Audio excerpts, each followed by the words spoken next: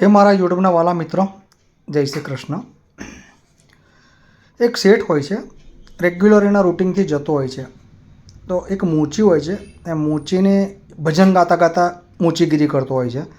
તો એને એક દિવસ ઈચ્છા થાય છે, તો એ મૂચીના જે પથારો પાથરેલો હોય છે ત્યાં જાય છે અને ત્યાં બૂટ પોલિશ કરાવે છે. મૂચી કંઈ પણ કામ કરતો હોય, ભગવાનનું ભજન ગાતો ગાતો આખો દિવસ એના મોઢામાં ભગવાનનું ભજનનું કામ ગાય અને એની મૂચીનું કામ કર્યા કરે. શેઠનો રેગ્યુલર રૂટિનનો નિયમ થઈ જાય છે કે ત્યાં જવાનું અને બૂટ પોલિશ કરાવવાનું અને ભજન સાંભળવાનું.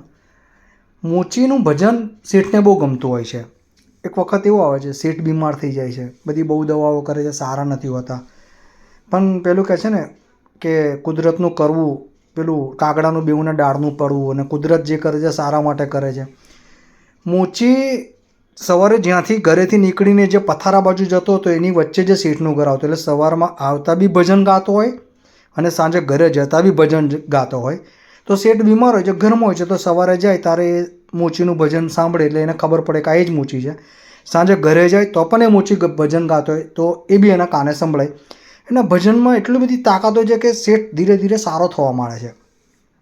શેઠ સારો થાય છે એટલે એના મેનેજરને કહે છે કે જા પેલા મૂચીને બોલે લે, મારે કામ છે. એટલે મેનેજર જાય છે, મૂચીને બોલી લાવે છે, મૂચીને 1000 રૂપિયા આપે છે અને કહે છે કે 1000 રૂપિયા તું લે, તારે ભજનથી મને સારું થઈ ગયું, હું સારો થઈ ગયો એમ.